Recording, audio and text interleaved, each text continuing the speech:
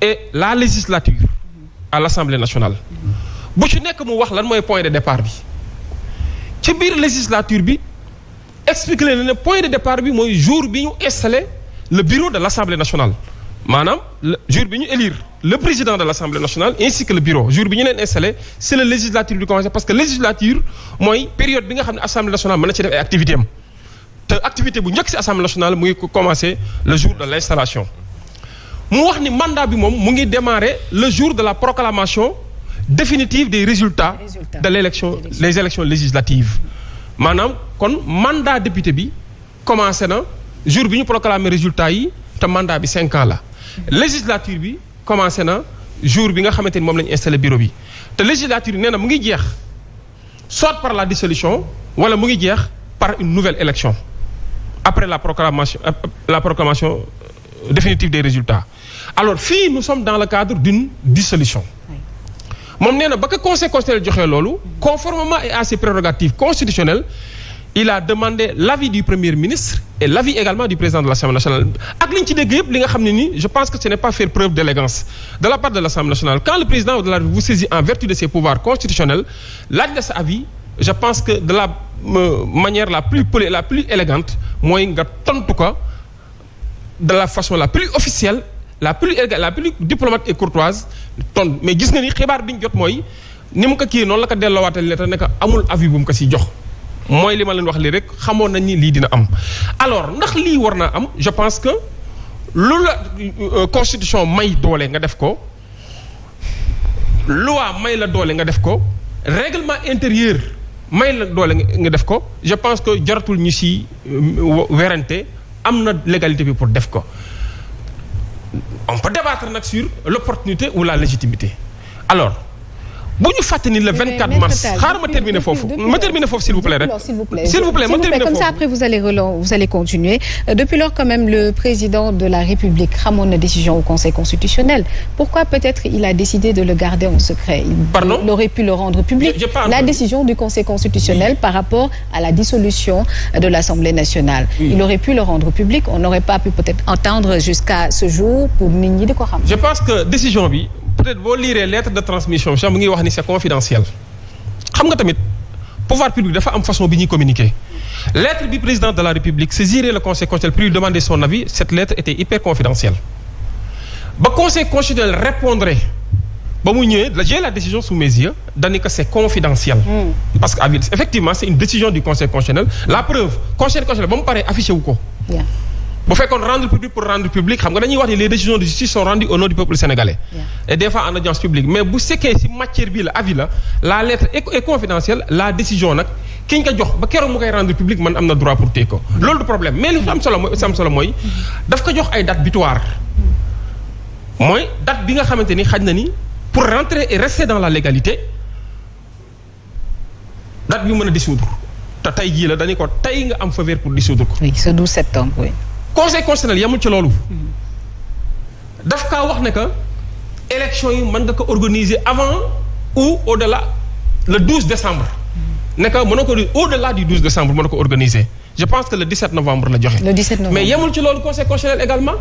dans sa décision conseil constitutionnel ne que l'étape du parrainage il faut ñu sauter que parce que délai yi permettre ñu. oui étant donné que comme le premier ministre a dit c'est un pays en ruine. Un pays en ruine. Est-ce que j'aurais bien aimé qu'on partage cette décision quand même parce que ça c'est une interrogation boo xam ne man amoon naa ko yooyu yëpp dafa am solo. beneen bi. am na si loo xam ma dolli ci. wàllu caution bi ñu war a fay. pour les élections. dani ko xam nga caution bi ñu ngi koy fixer 150 jours avant le scrutin.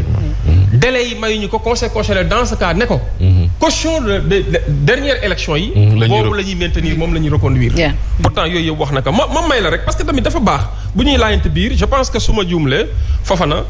la lettre bi nga xam ne conseil constitutionnel moo ko bind. et c'est estampillé confidentiel. alors si décision bi. da ciy baax le conseil constitutionnel décide.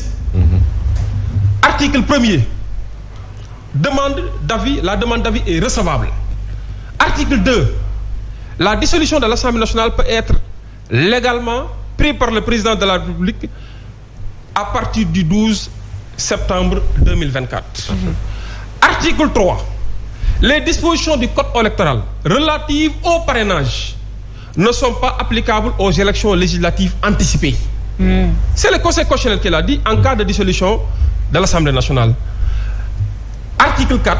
le scrutin a lieu un dimanche, 90 jours au plus tard après la date de publication du décret de dissolution.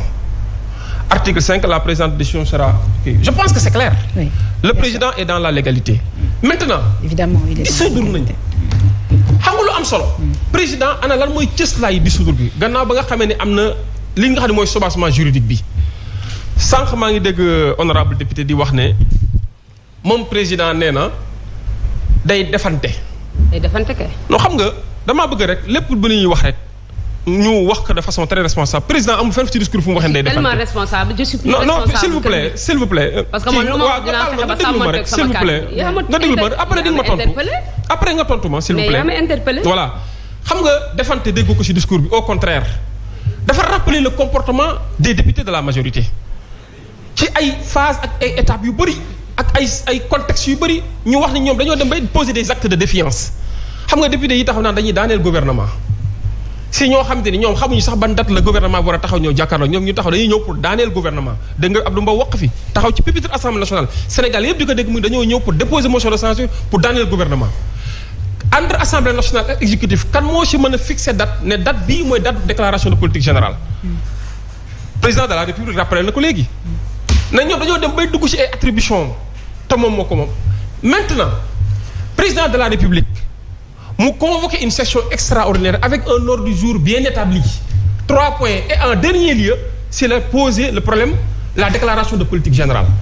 ñu ne way pourquoi le président de la république ne ordre du jour bi lii la te ñëpp xam nañ ni ordre du jour boobu kenn mënu ko changer député yi xam nañ ko xam nañ ni ordre du jour bi kenn mënu ko changer ñu laaj leen ne leen liñ convoqué session extraordinaire bi tënku leen ci waaye nag bu ñu fàtte ni moom président de la république bu ko neexee il peut mettre un terme à tout le processus tey jii en réalité lañ ñuy wax naan le pourquoi moom mu convoqué telle date ba pare bàyyiwul premier ministre def déclaration de politique générale foofu dama ci am tontu